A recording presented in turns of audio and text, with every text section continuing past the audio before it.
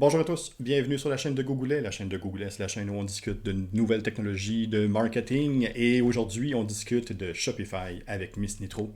Bonne année à tous, on passe à l'intro.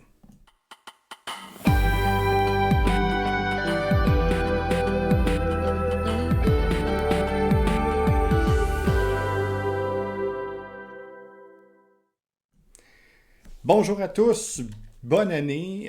Merci de votre présence aujourd'hui sur ma chaîne. Merci de nous suivre sur YouTube. Merci de nous suivre sur TikTok. Aujourd'hui, une invitée extraordinaire, Miss Nitro, Maude de Nitro Marketing. Vous l'avez sûrement déjà vu si vous êtes un peu intéressé par le marketing, les nouvelles technologies ou par Shopify. Vous l'avez sûrement déjà vu sur le web, sur TikTok entre autres. Elle est présentement en train de prendre d'assaut l'univers de Shopify au Québec. Elle est en train de devenir l'experte absolue. C'est pas mal là qu'on en est rendu. Maude, merci. Merci de l'invitation. Écoute, tu me lances beaucoup de fleurs. Non, mais je trouvais ça important de te recevoir aujourd'hui. Écoute, je trouve ça super drôle qu'on se rencontre par TikTok. J'ai travaillé dans le Bas-Saint-Laurent pendant plusieurs années.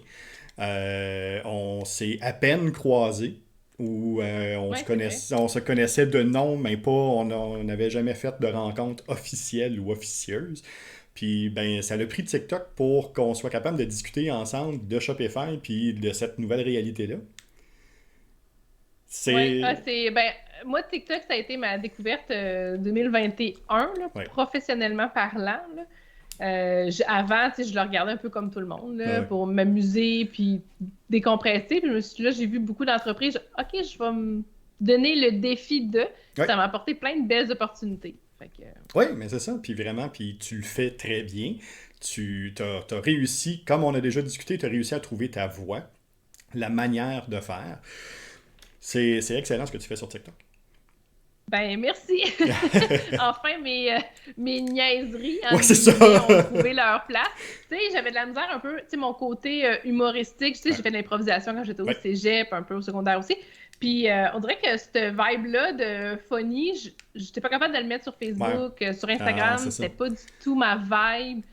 LinkedIn, tu sais, ouais, mais TikTok, je suis vraiment 100% moi. C'est les gens qui vont me parler, ils vont faire OK, la fille de TikTok, c'est Maud, tu sais, C'est elle, là, c'est ça. c'est pas de l'artifice, c'est Ouais. moi, avec mes jokes et mes boutades un peu nounounes parfois, mais c'est ça. C'est le côté, je suis pas, tu sais, je sais de quoi je parle, mais je me prends pas pour une gang non plus. J'ai du fun. Ouais, mais ça paraît, ça transparaît, puis c'est ça qui est super agréable. Pour ceux qui sont des fidèles abonnés qui se demandent, ben, qu'est-ce qui se passe? Michel est pas là. Ouais, Michel est dans le chat aujourd'hui et Michel est en audio. Michel, tu nous entends? Oui, je vous entends. Je suis là. J'essaie d'animer le chat. Non, c'est bon, c'est bon, c'est bon. Euh, Michel est dans le chat parce qu'on avait un problème technique, là. C'est vraiment juste pour ça, là. C'est vraiment la seule raison. Michel est dans le chat. Je trouvais ça important que Michel soit là aujourd'hui parce que on se fait poser beaucoup de questions, Michel de son côté, moi du mien, sur, bon, je suis une petite entreprise, je suis une entreprise québécoise, j'ai pas encore de plateforme sur le web, ou j'en ai une, mais je veux vendre maintenant sur le web. On est arrivé avec plein d'idées, plein d'outils, plein de manières différentes pour essayer de dynamiser un peu ce Québec web-là qui tire un peu de la patte parce qu'on a un peu de retard. Euh, et puis, toi, tu arrives tout d'un coup, sur ton site web, tu le dis, hein, j'ai travaillé avec WordPress, j'ai travaillé avec Joomla, du jour au lendemain, moi, c'est Shopify, puis je sors plus de là. Là. Pourquoi Shopify? Qu'est-ce qui t'a fait switcher à Shopify? En fait, moi, j'ai fait des boutiques en ligne avec d'autres systèmes, que ce soit du WordPress ou avec Joomla ou avec, je travaille avec OpenCart. J'ai fait plein d'affaires, puis je trouvais ça donc bien innocent que ça prenne 18 mois, un an de conception pour arriver à faire une boutique en ligne. Je me disais, tu sais, à cette époque-là, là, on parle d'à peu près 2015 là, quand j'ai Ouais, commencé à jouer là-dessus. Tu sais, à cette époque-là, c'était long et ardu, puis il y avait quand même Wix qui était là. Tu sais, on parlait-en bien, parlait-en mal, mais il a apporté quand même une facilité. Puis je peux pas croire qu'il n'existe pas comme un équivalent pour les boutiques en ligne qui soit de qualité. Puis au fil de mes recherches, je suis tombée sur Shopify, puis j'ai fait OK, c'est intéressant. Puis j'ai commencé, tu sais, je l'avais comme dans le coin de ouais, mon ordi, si on veut.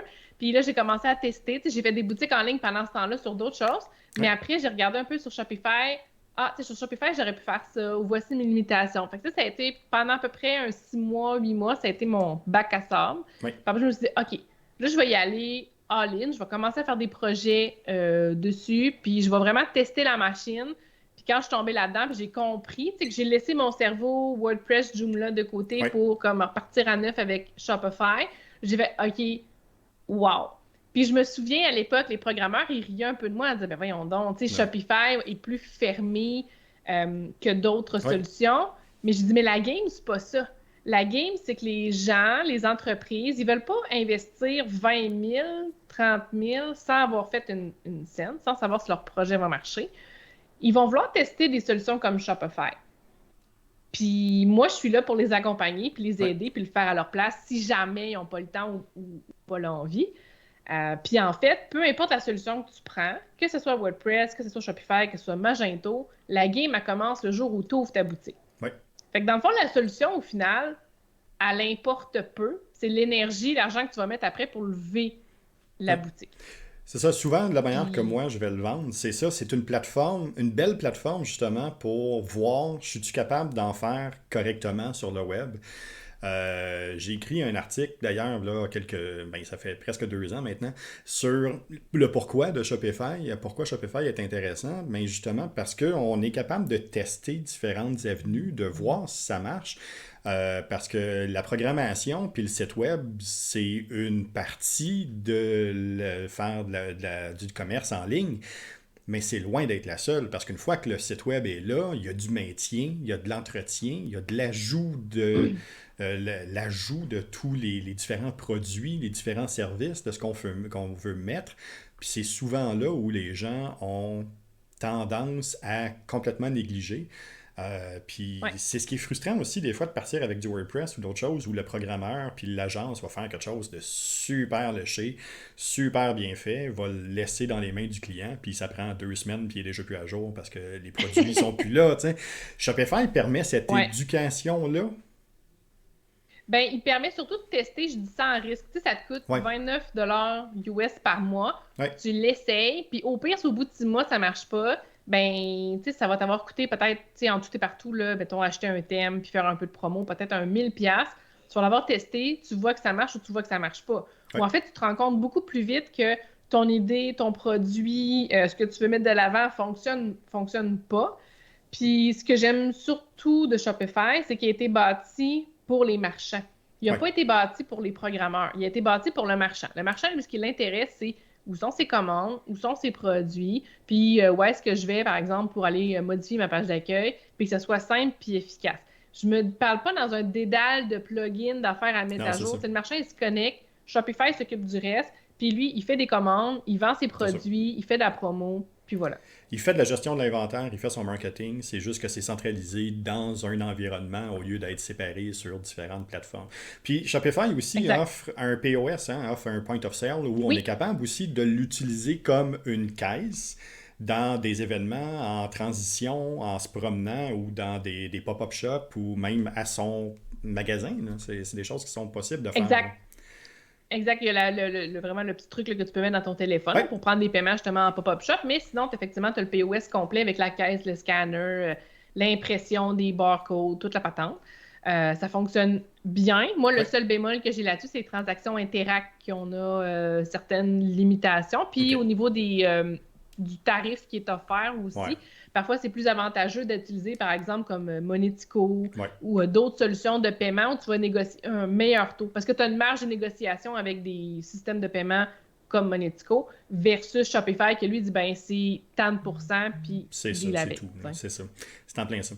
Euh, Écoute, j'ai Michel qui est en attente. Je sais que Michel avait des questions à te poser. Ouais, Une des choses qu'on entend beaucoup sur Shopify, c'est justement, c'est un environnement qui est fermé, c'est un environnement qui, pour le référencement, pour le SEO, c'est pas une plateforme qui est faite pour ça au départ. C'est pas une des plateformes qui est les plus idéales pour ça. Michel, tu nous entends? Oui, je suis toujours là. Oui, je sais que tu avais des questions, Michel, ou des recommandations, ou voir justement avec Maude comment elle faisait ça. C'est pas tant pas recommandation parce que les problèmes qu'on voit sur Shopify, sur Wix, sur WordPress, sur des sites custom en SEO sont pas mal tout le temps les mêmes. Les bases sont pas là. Ouais. Peut-être ce que j'aimerais savoir, Maud, c'est comment toi tu te prends justement pour amener un client qui, tu sais, probablement qu'il y en a qui veulent faire ça do it yourself, là, ils veulent le faire par eux-mêmes ou prendre soin de ça par eux-mêmes. Comment tu fais pour les amener à comprendre c'est quoi les bases du SEO? Je vais garder ma question là, puis je vais en avoir une en complémentaire après. Fait quoi? Comment tu te prends C'est bon. finalement pour l'éduquer sur les bases de SEO avec Shopify? Parfait. Ben, en fait, moi, les clients, quand ils rentrent chez nous, ça vient tout le temps avec une banque d'heures. Que ce soit du clé en main, que ce soit formation, j'en fais un bout. Là, j'ai plusieurs façons de fonctionner. Les gens, je leur montre tout le temps comment monter la fiche de produit parfaite, entre guillemets. Puis l'étape numéro un, c'est d'être capable de te mettre à la place de ton client. Fait que je les amène sur des outils comme Ubersuggest pour qu'ils commencent à chercher des mots-clés autour de leurs produits ou leurs services pour qu'ils voient que il y a les gens dans Google, ils indiquent des mots, ils indiquent des phrases, puis il faut qu'ils se les mettent dans la tête. Puis le meilleur exemple, moi, je donne tout l'exemple des savons, en disant, ben, tu sais, les gens, ils vont pas acheter un savon. Ils vont acheter un savon vegan, ils vont acheter un savon doux pour la peau, un savon, je sais pas moi, sans allergène, sans parfum, ou je sais pas, tu sais, avec différents critères. Puis ça, on est capable de les voir dans Ubersuggest. Fait que ça, là, ça leur ouvre leurs horizons. Ils font, OK, j'aurais pas pensé à ça. Fait que mon étape numéro un, c'est de les allumer en comment eux réfléchissent leurs produits, leurs services, versus qu'est-ce qui est écrit dans Google ou des outils comme Ubersuggest pour un peu les sortir de leur zone de confort puis qu'ils voient qu'il y a deux réalités. Il y a la leur et celle de leurs clients. Après ça, je les accompagne dans la rédaction de leurs fiches. Fait que moi, je leur donne des cues, je leur dis, ben, tu sais, dans le référencement, il y a les H1, fait comme par exemple ton titre de produit, dans tes descriptions de produits, etc. Fait que j'ai un guide que je fournis qui donne des trucs et des astuces sur comment monter les fiches de produits. Fait que là, je dis vraiment en faire 4-5 de tes meilleurs produits, tes produits les plus importants. Puis après ça, on va les réviser ensemble. Fait que là, ils reviennent. Puis là, je regarde qu'est-ce qu'ils ont fait. Puis après ça, on les ajuste. Et on fait le même travail au niveau des photos aussi. Fait que là, ils vont prendre leurs photos de produits. C'est OK, ben là, tes produits, il ne faut pas qu'ils s'appellent 123.jpg. Sinon, je vais être fâché, puis Google aussi. Donc là, c'est donne des noms pertinents à tes produits. Après ça, les balises alt dans Shopify, ils sont cachés là. C'est là qu'il faut que tu ailles pour aller les modifier puis les ajuster. Donc, c'est vraiment des allumés un peu sur comment bâtir leur fiche de produit. Tu sais, je ne remplace pas un expert SEO. C'est pas ça mon but, mais mon but, c'est vraiment de les mettre sur des bonnes bases pour que quand un expert SEO va arriver, il va réviser qu'est-ce qui a été fait, il va donner d'autres trucs, d'autres astuces, mais au moins, tu sais, on a une base de travail qui est là.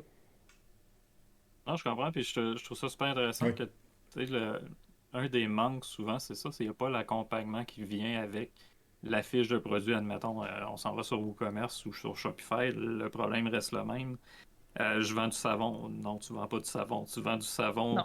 X à un client vraiment précis. Fait qu'il faut trouver le bon mot-clé. Le fameux guide que tu donnes, y a-tu un. Qu'est-ce que tu inclus là-dedans au niveau du SEO? Dans le fond, jusqu'où tu vas dans le guide que tu remets? Ben, en fait, moi, ce guide-là, il a été développé par une de mes collègues qui est experte en SEO, qui s'appelle Myriam. Fait que, on l'a vraiment développé ensemble. Puis Myriam, elle avait des doutes par rapport à Shopify aussi, mais quand elle a vu que moi, je m'intéressais, ben, on est allé voir en dessous du capot ensemble. Donc, son guide, il est vraiment conçu pour mes clients Shopify de, OK, cette information-là, c'est là, c'est là, c'est là. Fait que c'est les fiches de produits, le concept du H1, H2, la page d'accueil, les pages de collection, tous les endroits où il y a des métas à remplir dans Shopify. Où est-ce que c'est, qu'est-ce qu'on devrait mettre, allumer sur les balises, sur plein de recommandations techniques aussi, le poids des photos, qu'est-ce qu'il y a d'autre? Il y a vraiment plein d'affaires. C'est un bon guide. Des fois, j'ai des clients qui sont un peu, oh là là, c'était beaucoup d'informations, mais Ouais. on le revisite ensemble. Ça fait partie de moi, mon travail, de verbaliser qu'est-ce qui est là, d'expliquer, puis d'aider les clients à s'y retrouver. Mais comme je dis, c'est vraiment une base pour qu'au moins, ça soit bien parti, qu'après ça, ben, après ça, quand il y a un expert SEO qui revient 6 mois, un an plus tard, ben là, au moins, on part pas de zéro. C'est au moins ça. On Non, ben c'est optimise ça, au lieu de tu recréer. règles. Ouais, tu règles comment dire, tu règles les gros problèmes Ouais. fréquents qui sont les. Tu sais, en SEO, c'est souvent ça, là, c'est les petits problèmes qui s'accumulent qui font en sorte que tu as un gros Ouais. problème, puis que là, l'audit n'est pas le fun à faire. Non, Mais c'est ça. en Non, ayant c'est le guide ça. que tu donnes, c'est justement les clients partent du bon pied. Puis c'est là, justement, qu'une plateforme comme Shopify, on est capable de faire mentir des gens qui vont dire, ben non, Shopify, c'est pas bon SEO. pas vrai que c'est pas bon SEO, c'est que tu l'as mal fait, tu l'as mal utilisé. C'est ça. C'est un marteau, c'est un outil comme un autre. Il faut bien l'utiliser pour que ça fonctionne. Je suis content d'entendre ça. Puis, ouais, moi, je pense que c'est une bonne chose. Parce que justement, ça va montrer que c'est pas l'outil le problème, c'est comment qu'on l'utilise. C'est la même affaire, quelqu'un qui me dit ben, je vais être premier sur Google. Ben, tu vas être premier sur Google sur quoi? Sur savon ou sur savon, justement, vegan dans la région de Ouais. Rivière-du-Loup, de Rimouski. Fait que c'est le fun. Écoute, je suis content d'entendre tout ça. Puis Ben, pour, tant mieux. pour déjà avoir travaillé avec la plateforme, en plus, on avait fait un site web pour une artiste internationale. Ça avait très bien fonctionné, mais c'est ça de ce que je me rappelais puis de ce que je voyais quand on avait recréé le site au complet, puis j'avais travaillé la stratégie avec les artistes puis avec la famille de l'artiste.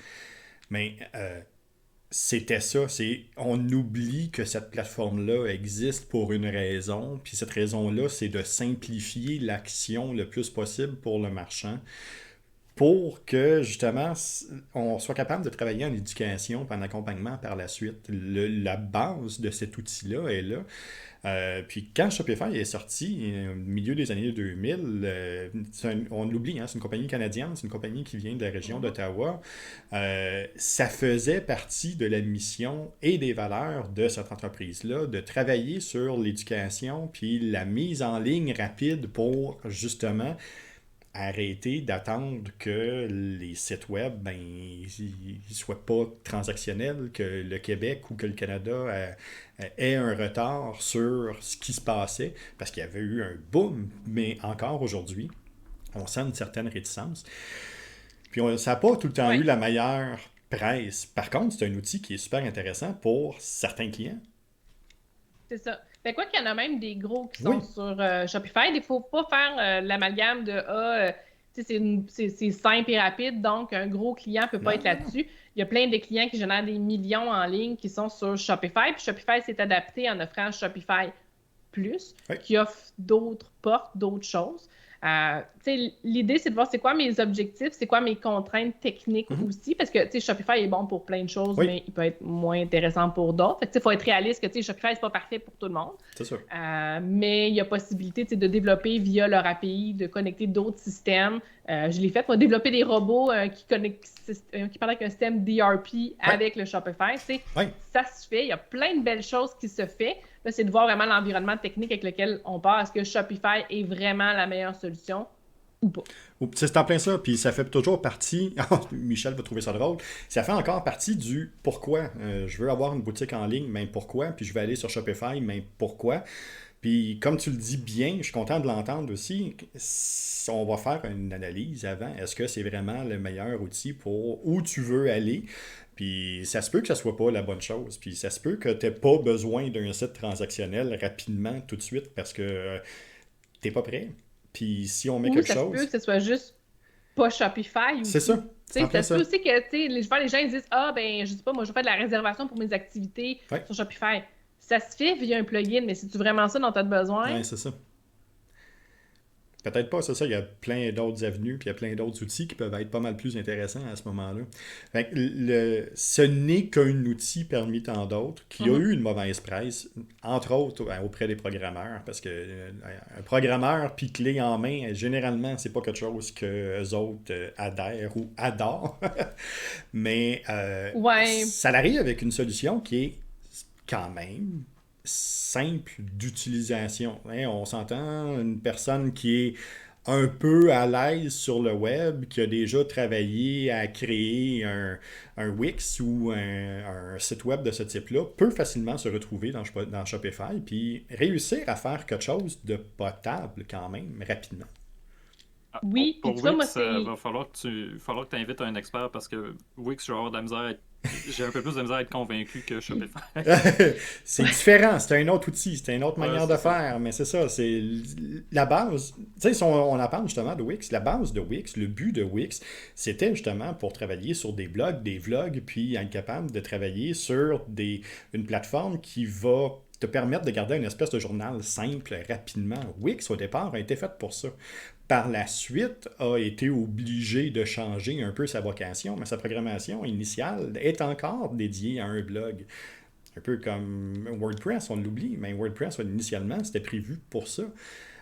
Shopify a été créé dans un autre environnement, dans une autre idée, avec le marchand en vue. Hein? Michel, on parle souvent de design thinking sur la chaîne, mais on parle souvent de remettre l'utilisateur au centre de la décision. Ben, Shopify, c'est ça. Au lieu de construire pour le programmeur, on va construire pour le marchand, puis le programmeur tablera ou essaiera de décider parmi les options qu'on va lui donner. C'est vrai, tu as une autre manière de voir.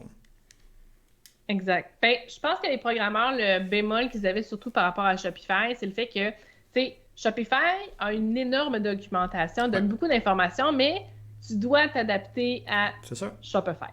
Ouais. Tu dois respecter les guidelines de Shopify. Fait que je pense qu'il y a des programmeurs qui se sentent un peu brusculés de devoir changer de méthode de faire. Fait que je pense que le fait de devoir suivre une méthodologie X en a effrayé plusieurs. Puis c'est drôle parce que, tu sais, aujourd'hui, mettons, 6 ans, 7 ans plus tard, ces gens-là, je le vois qui travaillent avec Shopify, puis ils me le disent pas que j'avais raison. Non, c'est ça. Mais je vois qu'ils font OK, finalement, c'est pas si pire que ça. C'est juste qu'il faut prendre le temps de vraiment mettre son cerveau de ce qu'on connaissait avant, de le mettre à off, puis de repartir le plus à neuf possible pour s'adapter à comment Shopify, lui, il développe ses choses, puis qu'il voit ses choses. Parce qu'en plus, il nous donne tellement accès à l'information que surtout comme développeur, comme marchand, la documentation est ouverte, elle est énorme, il y a du stock là-dessus, il y a toute une communauté. Je veux dire, c'est pas un réseau qui est fermé, puis débrouille-toi. Non. C'est un réseau qui est ouvert, puis voici toute l'information, puis tu vas être capable de le faire. C'est en plein ça. Je t'emmène sur une piste glissante. Ouh! Shopify, c'est-tu le Facebook du commerce en ligne, dans le sens où j'ai pas le choix d'utiliser la manière qui est construite, j'ai pas le choix d'utiliser les thèmes ou la manière qui est fait, mais je suis capable quand même de faire du commerce par là? Non, parce que Facebook, moi, je le vois beaucoup comme il se met en compétition contre les autres. Lui, il y a comme Facebook, puis il écrase tous les autres. Shopify travaille beaucoup en complémentarité avec tout le monde. Il a développé un paquet de channels avec Facebook, Instagram, TikTok, Walmart, Amazon, Pinterest. Tu peux te connecter avec Etsy. Donc lui, il est ouvert. Il dit, moi, je veux que tout le monde communique avec moi. Lui, il a tout à gagner à ce que Shopify devienne le centre de tout ton univers. QuickBook a acheté aussi dernièrement des entreprises qui se connectaient avec Shopify parce que lui, son but, il sait qu'il y a plein de clients avec Shopify. Fait que pour un client qui débute avec Shopify, qui n'a pas de système de facturation, mais le QuickBook devient un no-brainer parce que son QuickBook communique directement avec son Shopify. C'est la magie. Fait que je pense que Shopify a une attitude qui est beaucoup plus ouverte et invitante au partenariat. Puis il y a toute la portion API pour les développeurs, que les développeurs peuvent développer, que ce soit des applications, que ce soit des thèmes, que ce soit des trucs privés pour répondre à un besoin d'un client particulier. Je trouve qu'il y a une attitude beaucoup plus positive que Facebook.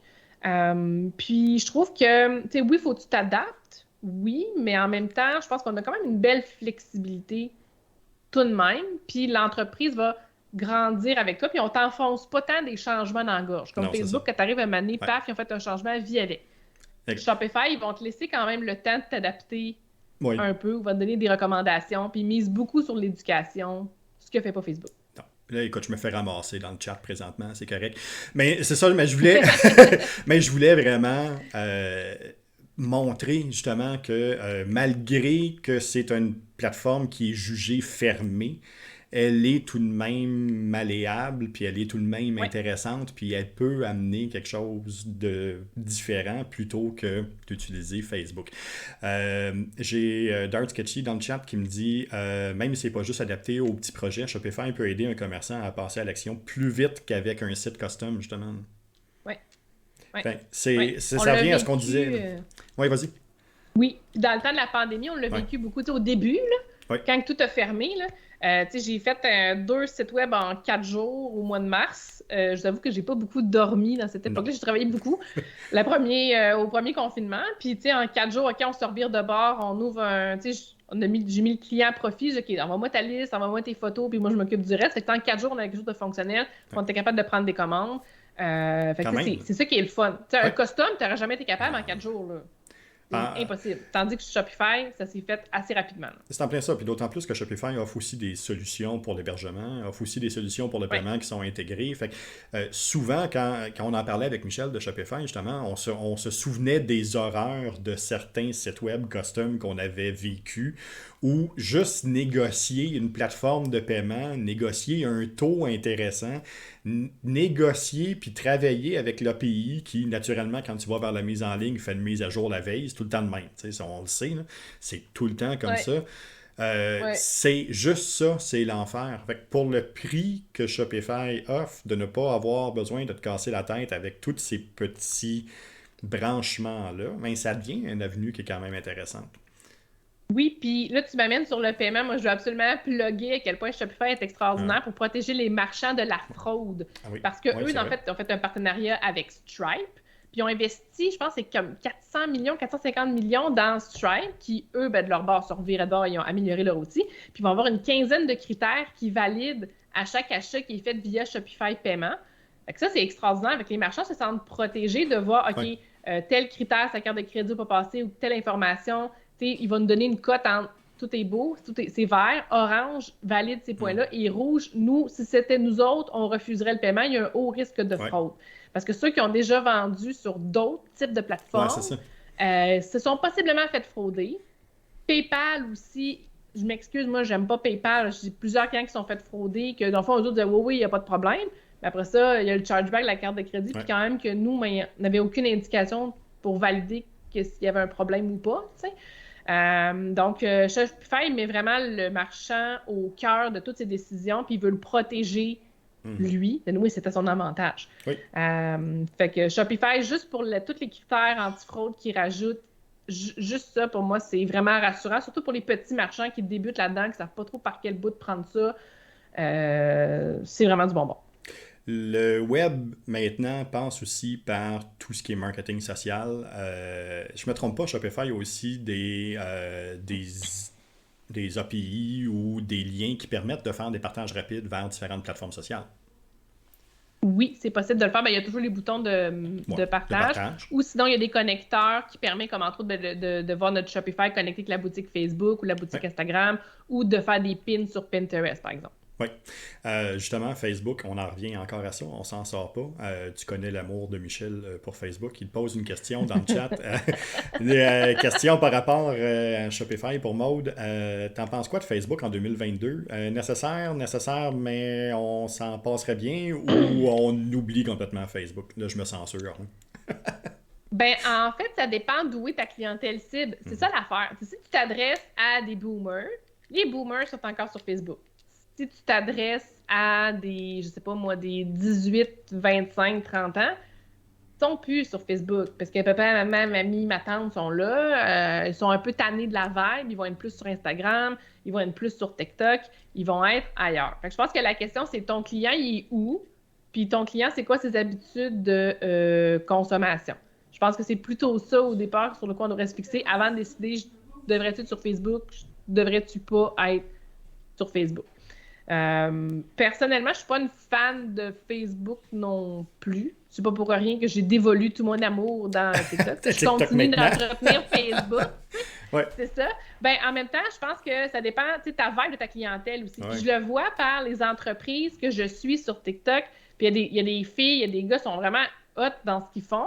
Mais tu sais, ce qu'ils font là, puis dans lequel ils performent bien sur TikTok, passerait pas sur Facebook. En fait, ils passeraient un peu dans le beurre. Fait que je pense que ça dépend de ta vibe, ça dépend de tes clients. Il y a beaucoup de critères à considérer, mais ce que j'ai goût de dire, c'est si tu veux essayer d'autres choses, si tu veux essayer TikTok, si tu veux essayer Snapchat, si tu veux essayer Instagram, vas-y. T'sais, au pire, ça marchera pas. Mais dans le meilleur des mondes, ça va marcher, puis tu vas être content d'avoir fait le move. C'est en plein ça. Facebook n'est qu'un passage obligé. Il faut simplement, comme tu dis, bien connaître sa clientèle puis s'assurer qu'on parle aux bonnes personnes. Mais je n'ai jamais eu autant de demandes à la fin 2021 puis 2022, début de 2022, de créer des campagnes qui n'incluent pas Facebook. Donc, de plus en plus, les gens demandent à trouver quelque chose, une alternative autre, parce que ça devient quelque chose qui est trop lourd pour eux, puis c'est plus quelque chose qui est agréable pour eux. C'est pas rien que ça. Je trouve que le ROI sur Facebook, ça dépend ce que tu vends, là, Mais tu sais, on en arrache, je trouve, dans les derniers Oui. mois. C'est pas agréable, mais en même temps, ça montre à quel point ta stratégie de contenu, tes billets de blog, bien faire tes fiches de produits, ça va toujours te sauver. Parce que Google continue d'être une des grandes portes par lesquelles on a du trafic. Oui. Les réseaux sociaux ne devraient pas être, ou Facebook ne devrait pas être ta seule tactique. Parce que tu vas être en chenoute le jour où Facebook va faire comme « je m'en fous, je veux rien savoir ». C'est en plein ça. Non, c'est intéressant. Il faut vraiment diversifier. On en revient à ça. On n'a pas le choix. Si on a 2 éléments à regarder pour Shopify, 2 points là, que tu ne peux pas passer à côté si tu veux vraiment créer un site super intéressant, pour toi, 2 éléments que tu mettrais en priorité, ça serait quoi? La première chose, c'est vraiment de te demander qu'est-ce que ton client veut avoir. Fait que vraiment de remettre le client au cœur de ta stratégie. Pas toi ce que tu veux vendre, mais ton client, qu'est-ce qu'il veut acheter puis pourquoi il veut l'acheter. Donc, vraiment de se centrer sur lui pour tout monter ton architecture, ton menu, monter tes fiches de produits, développer tous tes textes, tes contenus que tu vas mettre dans tes fiches de produits, développer tes billets de blog, etc. Fait que vraiment centrer ton utilisateur, c'est quoi ses principales questions, c'est quoi ses fins, c'est quoi ses irritants, comment tu peux l'aider, c'est quoi les bénéfices, etc. Fait que ça serait le premier élément. Deuxième élément, je pense qu'il faut, au-delà de faire la boutique sur Shopify, être prêt aussi à investir. Fait que, par exemple, investir pour un thème payant du côté de Shopify. Les thèmes gratuits sont bien, mais moi, j'avoue avoir une préférence pour les thèmes payants parce qu'il y a plus de fonctionnalités, il y a plus de possibilités, ce qui fait que tu n'es pas obligé de refaire dans 6 mois ou dans 1 an sur un autre thème avec plus de fonctionnalités parce que tu n'as pas choisi le bon thème au départ. Donc, puis d'investir aussi un peu en pub ou d'avoir un logiciel de courriel. Fait que ta boutique Shopify, il faut que tu réfléchisses à ton contenu, il faut que tu réfléchisses à avoir un thème qui va te suivre pendant un bout de temps, puis de s'assurer que tous les morceaux soient là, accumuler des courriels, etc., pour quand ça va être la prochaine étape, que là, tu vas vouloir être plus agressif au niveau marketing, que tu es prêt. Oui, c'est bon. Maude, ça paraît pas, hein? Ça fait déjà 35 minutes qu'on discute ensemble de Shopify puis de tout ce qui est là, pendant que Michel il dit est-ce que le content still is king en 2022? Ben oui, on n'a pas le choix, c'est ça. On s'en sortira pas, on est vraiment encore là-dedans. Shopify, une plateforme super intéressante. Je sais que tu offres des masterminds de ton côté. Peux-tu m'en parler un peu plus? Oui, en fait, le mastermind, c'est un peu pour répondre, faire la boutique en ligne, c'est facile. Mais après ça, il y a la prochaine étape de comment je fais pour l'amener au prochain niveau. Fait que j'ai monté une formule sur 1 an qui s'appelle un mastermind dans lequel j'accompagne 12 entrepreneurs. D'ailleurs, il me reste une place si jamais. Et le but, c'est d'amener les entreprises à comprendre leurs statistiques, c'est quoi le taux de conversion, c'est quoi le panier moyen, sur quoi je devrais miser. On parle de référencement, on parle d'acquisition de clients, de rédaction persuasive, on parle je dirais pas d'automatisation aussi, d'automatisation courriel, comment se préparer pour le temps des fêtes, le Black Friday, je dépense locale, etc. Fait que c'est tous les grands chantiers. Ce qu'on veut, c'est donner de l'assurance, de la confiance, puis que les gens gagnent en efficacité avec leur boutique en ligne. On peut s'inscrire à quel endroit? Ça va être au nitromedia.ca/mastermind. Donc, vous avez aussi sur le ticker en bas, vous allez être en mesure de voir l'adresse. Donc, si jamais ça vous intéresse, il reste une place pour le mastermind de Miss Nitro. C'est toujours quelque chose qui est intéressant. Je reviens encore à ça, Maude. Je n'ai que des mots agréable à te dire. Non, mais ton TikTok est vraiment quelque chose qui est super intéressant. Tu as réussi à avoir... tu as réussi, même récemment, une couple de mois, à dépasser ton 1000 abonnés. Tu peux maintenant faire des lives. Tu en as fait quelques-uns d'ailleurs sur TikTok. Comment tu as trouvé ça? Comment tu as trouvé l'adaptation à TikTok qui t'emmène à une autre manière de penser, à une autre liberté, je dirais? Oui, une autre liberté. En fait, moi, j'ai été longtemps un peu une stalker. Moi, je l'ai installé en 2019, là, avant la pandémie. Je l'avais installé parce que, les gens commençaient à me parler de TikTok, puis moi, je parle avec des entreprises, puis je vais aller voir de quoi ça a l'air. Donc, je suis allée voir, puis j'ai dit, OK, c'est intéressant, mais à cette époque-là, c'était beaucoup, de la danse. Puis je me retrouvais moins. Je voyais pas comment, moi, l'utiliser. Fait que je l'ai un peu laissé en dormance. La pandémie est arrivée, puis là, tout le monde est retombé dessus. Fait que là, j'ai commencé à l'analyser. Puis là, je tombais vraiment dans un mode, OK, je commençais à suivre des gens que je trouvais intéressants et tout ça, mais ça m'a quand même pris une autre année avant de me dire, OK, là, j'ai vraiment le goût. En fait, durant l'été passé, je me suis dit, OK, je me donne le défi. Je vais commencer mon TikTok. Mon but, c'est d'avoir les 1000 abonnés parce que je veux faire des lives. Puis je le sais que j'ai quelque chose à dire. Puis je pense que je peux apporter quelque chose sur la plateforme. Puis il n'y a personne qui parle de Shopify. Fait que si personne va y aller, moi, moi y aller. Donc, j'ai commencé ça en disant, je vais tester. Au pire, ça ne marchera pas. Puis je vais déliter mon compte. Puis on n'en parle plus. Mais finalement, ça a fonctionné. Puis j'ai eu beaucoup de rétroactions. Puis les autres entités, j'ai réussi à trouver les entreprises. Parce qu'au début, il y en a-tu, les entreprises québécoises? Il y en a plein.